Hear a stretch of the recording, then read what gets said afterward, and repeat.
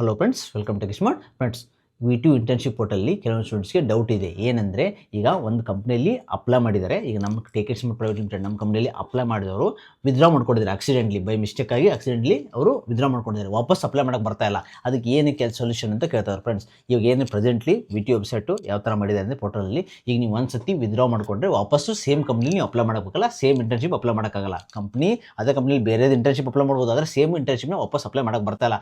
Applied ಅಂತ ತೋರಿಸ್ತಾ ಇದೆ. ಫ್ರೆಂಡ್ಸ್, ಈ ಪ್ರೆಸೆಂಟ್ಲಿ ಆ ಥರ ಮಾಡಿದ್ದಾರೆ ವೆಬ್ಸೈಟಲ್ಲಿ. ಬಟ್ ಮುಂದೆ ಫಿಕ್ಸ್ ಮಾಡ್ಬೋದು. ಈಗ ಪ್ರೆಸೆಂಟ್ಲಿ ಸಿಚುವೇಷನು ನೀವು ಒಂದ್ಸತಿ ನೀವು ವಿತ್ಡ್ರಾ ಮಾಡ್ಕೊಂಡ್ರೆ ಸೇಮು ಅಲ್ಲಿ ಅಪ್ಲೈ ಮಾಡೋಕ್ಕೆ ಬರಲ್ಲ.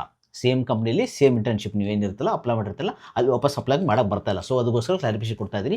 ಮತ್ತೆ ಇನ್ನೊಂದು ಏನಂದರೆ ಫ್ರೆಂಡ್ಸ್, ನೀವು ಡಿಕ್ಲೈನ್ ಕೂಡ ಮಾಡ್ಕೋಬೋದು. ಏನಾದ್ರು ಆಫರ್ ಇರುತ್ತಲ್ಲ, ನಿಮ್ಗೆ ಆಫರ್ ರಿಲೀಸ್ ಮಾಡಿರ್ತಾರೆ ಬೇರೆ ಬೇರೆ ಕಂಪ್ನಿ. ನಮ್ಮ ಕಂಪ್ನಿಯಲ್ಲಿ ಆಫರ್ ರಿಲೀಸ್ ಮಾಡಿದರೆ ನೀವು ಡಿಕ್ಲೈನ್ ಕೂಡ ಮಾಡ್ಬೋದು, ಅಕ್ಸೆಪ್ಟ್ ಕೊಡ್ಬೋದು. ನಿಮ್ಮ ಮೇಲೆ ಡಿಪೆಂಡು. ಆಮೇಲೆ ನೀವು ಮಲ್ಟಿಪಲ್ ಕಂಪ್ನಿ ಅಪ್ಲೈ ಮಾಡಿದಾರಲ್ಲ, ಅದನ್ನು ನೀವು ಡಿಸೈಡ್ ಮಾಡ್ಕೋಬೋದು ವಿಚ್ ಒನ್ ಕಂಪ್ನಿ ನೀವು ಹೋಗ್ತೀರಂತ. ಓಕೆ, ಸೊ ನಮ್ಮ ಕಂಪ್ನಿಯಲ್ಲಿ ಬೇರೆ ಬೇರೆ ಇಂಟರ್ನ್ಶಿಪ್ ಇದೆ. ಡೀಟೇಲ್ ಬೇಕಾದ್ರೆ ಕಾಲ್ ಮಾಡಿ. ಮತ್ತು ನಮ್ಮದು ಟೇಕಿಸ್ಮಾರ್ಟ್ ಪ್ರೈವೇಟ್ ಲಿಮಿಟೆಡ್ ಕಂಪ್ನಿ ಚೆಕ್ ಕೂಡ ಮಾಡ್ಕೋಬೋದು. ಓಕೆ.